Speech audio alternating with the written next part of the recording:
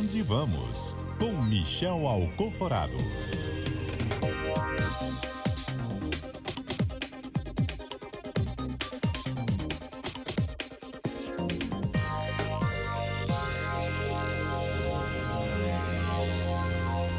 Oi, Michel, boa tarde. Boa tarde, Tati. Boa tarde, Fernando. Boa tarde. Tudo bem? Tudo indo, seguindo, resistindo. Você tá aí na Índia ainda? Tô na Índia, tô em Delhi. Você não volta mais não, cara? Volto no final do mês. Vim pra um casamento, né? Vim fazer pesquisa e vim Há quanto pra um tempo casamento. dura esse casamento, gente? Então, o casamento já é longo, são 3 dias. Só que o noivo é meio enrolado, não queria casar, a cultura não deixa, a mãe obrigou, casou obrigado. Aí eu fui pra Caxemira pro casamento, o casamento não aconteceu. Acho que ele ficou em dúvida. Mentira! Eu volto amanhã. Sim, não aconteceu. A família toda lá, os convidados, todo mundo. A gente no hotel pago pelo noivo não teve casamento. Mas o que falaram? Gente, que fofoca ótima, conta mais. Sim. O que acontece, né? Aqui há um processo que acontece em vários países orientais, né? O processo é similar no Japão e é similar também na Coreia. Os indivíduos, né, as pessoas conseguem ter uma vida bastante marcada pela própria individualidade até o dia do casamento. Então, você tem uma vida social só sua, você escolhe para onde você vai, o que você estuda, com quem você namora, com quem você transa. Só que chega um determinado momento que você é obrigado a casar. A pressão sobre você é tão grande que você não se vê com muita saída, você é obrigado a casar.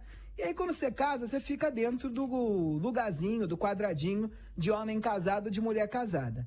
Então agora os jovens indianos mais bem formados, educados, muitos deles, né, estudaram em Londres ou conviveram em outros lugares do mundo, postergam o máximo possível o casamento, até a hora que dá.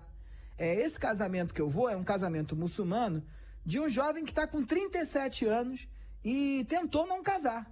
Mas a cultura não deixou, a mãe ficou muito chateada, começou a chorar, ele começou a atrapalhar a vida do irmão. Ele tem um irmão mais jovem, uma irmã mais jovem, ele é o irmão mais velho, tem que casar primeiro para os outros casarem. Então ele está casando obrigado, tristíssimo. E ele inventou esse negócio que o casamento não ia ser. Então eu volto amanhã pro casamento, 3 dias de casamento. Amanhã tem uma primeira cerimônia. Ele foi convencido, então? Convencido não, obrigado. Tá. Você chega lá, eu encontrei ele a última vez, ele chega a estar triste, sabe uma pessoa triste? Sei. Ele tá triste, os hábitos aqui, né? A família dele é muito tradicional, a da mulher também, ele tinha... ele fumava, bebia, fazia essas coisas que jovens fazem, já cortou, já não pode mais. Eu disse que ia levar ele pra uma despedida de solteiro onde a gente ia beber pra caramba. Fiquei com medo de ser deportado pro Paquistão, né? Você ficou com medo de beber mais que ele, né? Fala a verdade. E aí, foi proibido, tá tudo proibido. Aí voltei pra Delhi, mas agora o casamento vai acontecer. Passa Amanhã é a primeira cerimônia. Passa meu telefone pra ele, bicho. Passa meu telefone pra ele. Você vai o quê? Eu vou arrumar, Você vai adotar ele? Vai falar pra ele, vai importar ele pro Brasil? Outro mundo. Putz, meu, Você sabe coitado. que tem uma política, né? Não tem um negócio desse que diz que o governo brasileiro apoia pessoas que estão fugindo de ditaduras? Então, pra ele o casamento é quase como se fosse uma ditadura. Ué, mas né? Se você é obrigado a casar, que direito é esse? Não tem escolha. E não tem escolha porque não é só pela pressão dos pais, não, né? Esse é um negócio que eu tô investigando aqui, a beça. Você tem uma possibilidade de inventar alguma individualidade nas brestas da cultura, né? Nas frestinhas da cultura. Então, quando você tá sozinho, quando você muda de cidade, você consegue, mas aí vem um casamento e te coloca dentro do lugar de novo. Isso é fonte de sofrimento. E é importante marcar que é mais sofrimento para as mulheres do que para os homens, né? Porque os homens, como eles têm uma vida na rua, né, na sociedade, infinitamente mais intensa que das mulheres, que ficam muito ainda voltadas para o cuidado da família, eles conseguem, de algum modo, enfrentar essa cultura e inventar alguma individualidade. Então, eles saem para um amigo, saem para jogar cricket, as mulheres não, ficam dentro de casa. E aí já começam, tem inúmeros estudos aqui de antropólogos importantes, estudando saúde mental de mulheres, né? Os casos de depressão crescem de maneira absurda e de ansiedade também. Porque elas, em geral, também vão morar junto com as sogras. Então, você imagina, né? Você sai da sua casa, você vai ver uma vida presa dentro de casa, cuidando da família e dos filhos, na casa da sogra ainda, né? E a sogra não é boa não, em geral, né? Ela tem uma expectativa muito grande sobre essa nora. Então, é um cenário cultural interessante. Tem um aqui dizendo, a Maurice, casar não beba. Não é se beber, não case. E o Fabiano de Ávila tá dizendo, imagina, junto o Fernando, o João e esse amigo do Michel. Vixe. E o Michel. E a Tati. Ixi. Bom, Não casa. Fugiu da pauta já. manda vai. meus pêsames pro noivo, fala que a gente sente muito aqui que ele não possa fazer uma escolha livre sobre, primeiro, se ele quer casar e, segundo, com quem ele quer casar, né? Diga que mandamos abraços solidários a ele. E a noiva, né, que não sabemos também se tá na mesma situação. Talvez sim, né, Michel? A noiva eu não encontrei ainda. A noiva eu espero encontrar amanhã. Amanhã tem essa primeira cerimônia, que é aquela cerimônia clássica que a gente já viu por aí. Você já deve ter visto aquelas tatuagens de rena. Em Caminho das Índias, aquela Sim. novela aí da Globo, aparecia sempre. Amanhã a gente vai para essa cerimônia e as mulheres, elas partem por esse momento aí, que tem um momento que dá sorte, é super importante. Então é uma reunião com comes e bebes e algumas danças, e as mulheres passam por esse ritual de tatuagem. Depois da manhã acontece o casamento em si, né, com toda a ritualística do casamento, e aí a gente volta para o terceiro dia, que é onde a gente é recebido na casa dos noivos por uma troca de presentes, né? Eles recebem os presentes e aí oferecem uma nova festa. Então são 3 dias de festa. A família muçulmana não vai ter álcool, então vai ser tudo a seco. Eita, vixe Maria. Bueno, eu quero muito atualização desse casamento, hein? Você nos traga, por gentileza. Mas agora vamos para o assunto sobre o qual originalmente falaríamos. Estúdio CBN.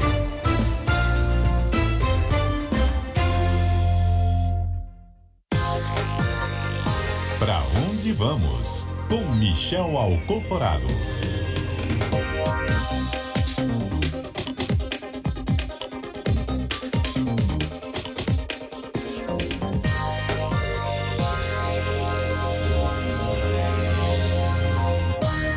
Michel Alcoforado, toda terça e quinta com a gente, trazendo respostas para a incômoda pergunta: para onde vamos? E aí, Michel, boa tarde.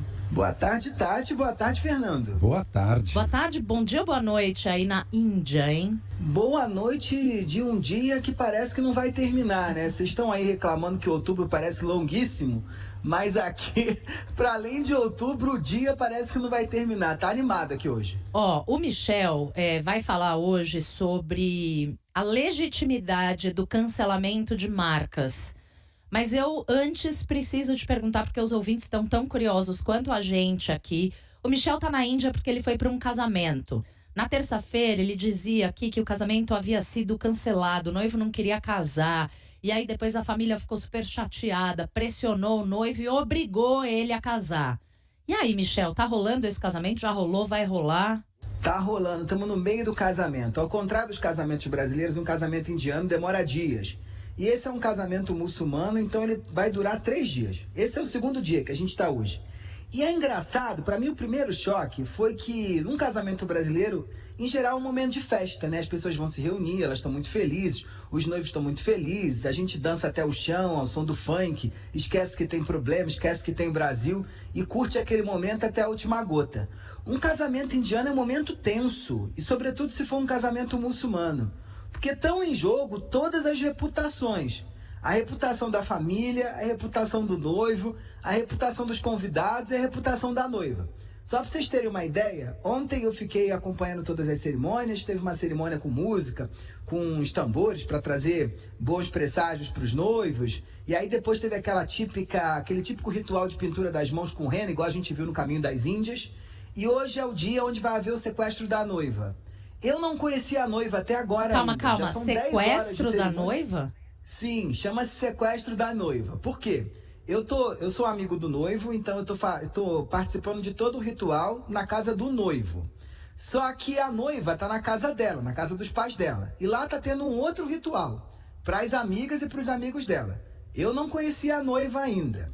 E o que acontece?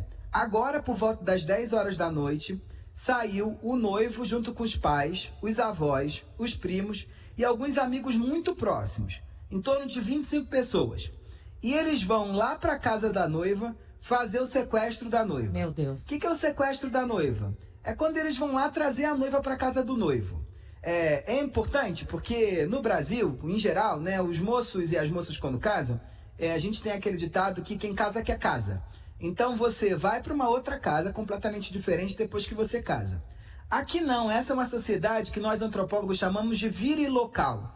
O que é isso? As noivas, na medida em que casam com seus maridos, automaticamente elas começam a fazer parte da família deles. Elas deixam de fazer parte da família delas. E aí, como aqui a convivência entre várias gerações é comum, naquilo que eles chamam de joint family, que são várias pessoas de várias gerações vivendo na mesma casa, igual na novela, a noiva passa a fazer parte da família do noivo e ela passa a fazer parte da casa do noivo. Então ela nunca mais vai ter a frequência que ela tinha na casa da mãe dela e do pai dela. E esse é um momento duro para a família da noiva, porque é quase como se fosse uma morte simbólica. Ela deixa de fazer parte daquela vida. Então lá, né, quando eles chegaram lá, eles devem estar chegando lá agora, tem tipo um teatrinho, onde o pai vai fingir que não quer deixar ela vir, ele vai fingir que ela vai de todo jeito, e por aí vai. Até que depois de umas 2, 3 horas dessa negociação, de troca de presentes, a família sela uma paz e essa noiva é capturada. E ela vai para um outro ritual, que deve começar por volta das 2 da manhã, na casa do noivo, onde os convidados recebem ela com muita festa e eles ficam em torno de 45 minutos participando dessa cerimônia. E depois eles vão para o quarto. Nós vamos continuar ainda festejando. Eles não, eles vão para o quarto. Já adianto aqui que depois de 12 horas de cerimônia, tanto o noivo quanto a noiva não tem mais nenhuma força para fazer nada, eles vão dormir, né?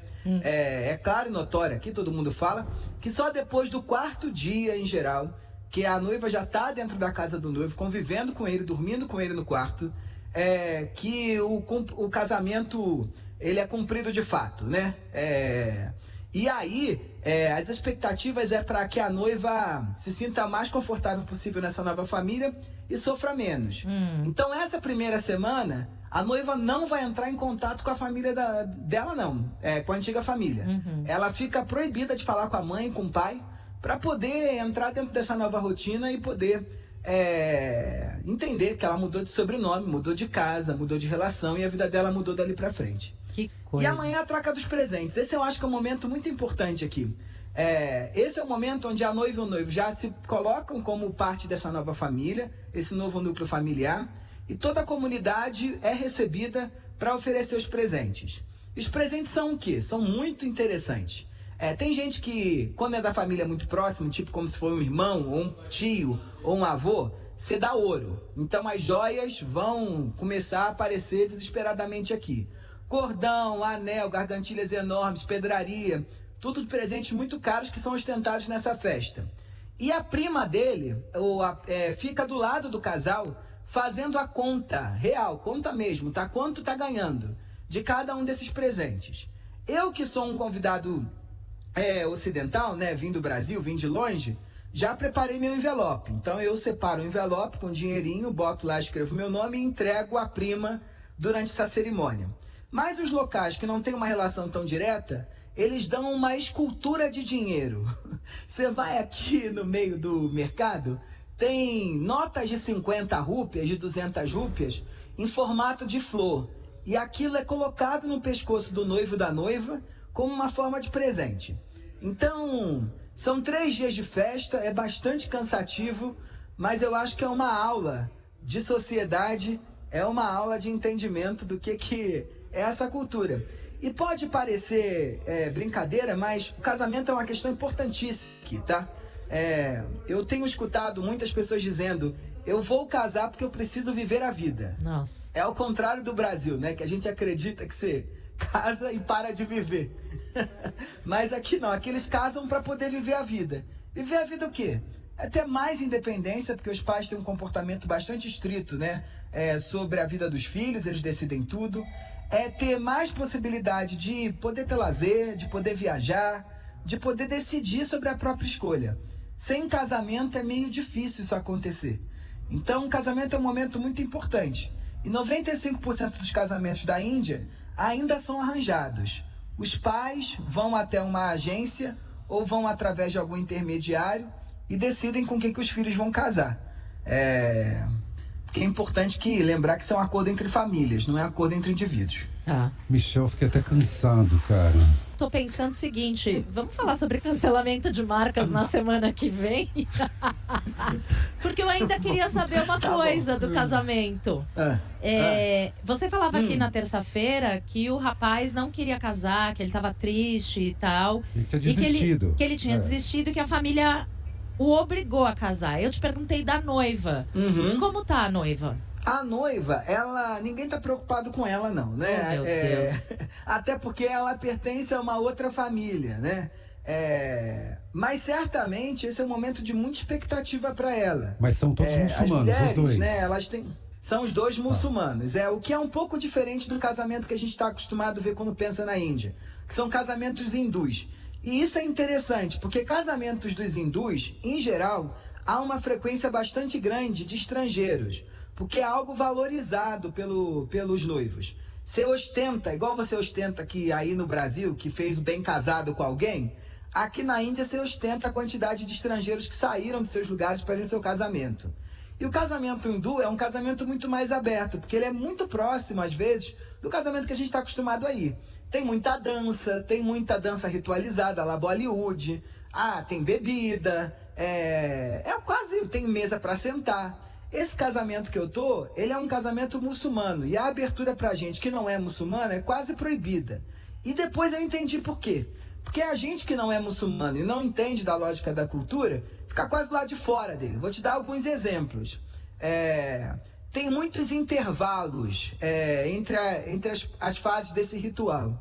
E nós estamos obrigados a ficar deitado num tapete jogado no chão à espera da próxima fase. E ninguém sabe direito que hora que é.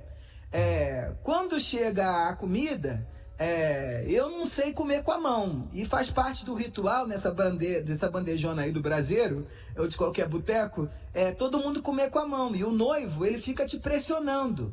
E ele me dizia: ô Michel, come rápido, porque enquanto você não terminar de comer isso tudo aqui junto com a gente, eu não posso casar, meu casamento tá nas tuas mãos. E aí eu não sabia nem fazer um montinho de arroz com molho para poder comer e fiquei lá desesperado tendo que comer, né? Aquele é um processo também de construção de reciprocidade. Então o tio do noivo estava do nosso lado. E aí quando o garçom trazia um pedação de carneiro e jogava em cima da nossa bandejona de arroz, você não pega com o garfo e a faca, corta a sua parte e vai comendo aos poucos a sua parte. Pelo contrário, o tio do noivo dizia: Michel, corte pra gente, por favor, aqui em pedaços, os nossos cordeiros. Cortar e com a aí mão. eu com os meus dedos lá e só pode usar uma mão, né? Só pode usar uma mão. É só a mão direita que é usada para comer, porque é ela que é pura. A mão esquerda, ela não é uma mão pura, ela é uma mão suja por si só. Então você não pode usar de maneira alguma a mão esquerda. A mão esquerda, aqui na Índia, ela é usada para limpar o próprio corpo. Os banheiros, eles não têm papel higiênico, eles têm uma ducha higiênica, ou senão eles têm uma bica mesmo. Então as pessoas usam a mão esquerda, que é uma mão impura, para poder limpar o próprio corpo. E a mão direita é que eles comem. Então com uma mão só, eu peguei lá um cordeiro quente e tive que cortar em 4 pedaços para poder dividir entre eu, o noivo, o primo e o tio.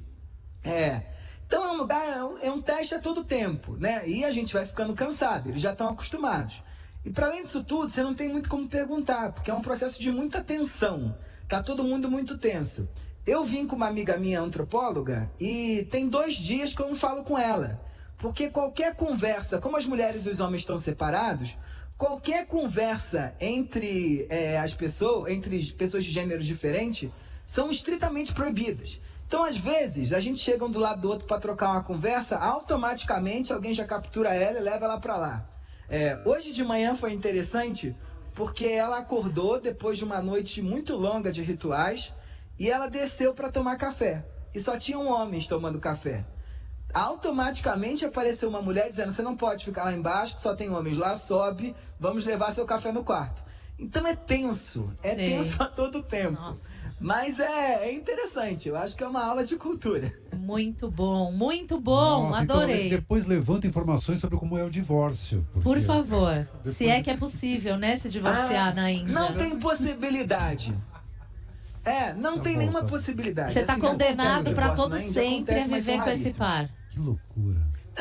Mais ou menos, mas eu entendo por que também, né? Em geral, porque que, primeiro, os rituais astrológicos são importantíssimos, né? Antes do noivo fingir que não queria casar ou pressionar para não casar e aí alterou a data, a gente passou por uma sequência importante de rituais com astrólogos. Tanto na avaliação dos proposals, né, que é a proposta que um apresenta para o outro para dizer onde estudou, quanto ganha, quem é a família, o que a família faz, onde vou morar e por aí vai. E aí depois desse match, ainda tem o segundo match, que é guiado pelos astrólogos. Então os astros aqui definiram se o casal servia, definiram o dia da cerimônia, definiram os horários que cada ritual deveria acontecer, o que já dá uma certa paz aí para quem está casando. Agora tem um segundo aspecto que eu acho muito importante, que de certa forma dá um valor para o casamento arranjado. Aí no Ocidente, um casamento em geral acaba quando o amor acaba. A gente se apaixona um pelo outro, guiados pelo amor, e depois a gente entra numa guerra, apesar da passagem do tempo, da transformação de cada um, da crise econômica, da inflação, do Brasil em outubro, a gente ainda é obrigado, depois de 30, 40, 50 anos, continuar amando essa pessoa. Quando o amor acaba, automaticamente a gente acredita que o casamento acabou também. Às vezes o sexo pode até acabar, mas se o amor se mantém, um casamento se mantém do mesmo jeito. E isso que a gente acredita que é o ponto mais importante.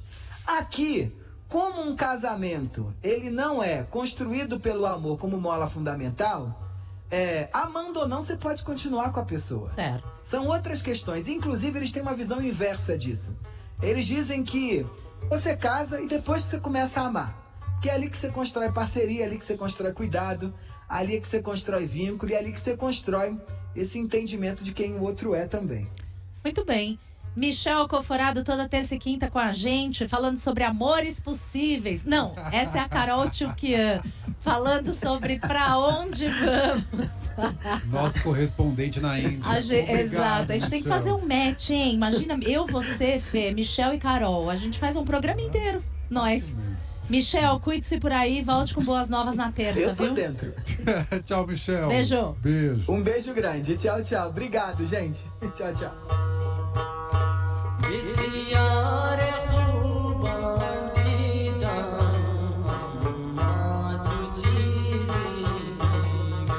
Aqui você fica sabendo coisas que você jamais saberia em outra emissora.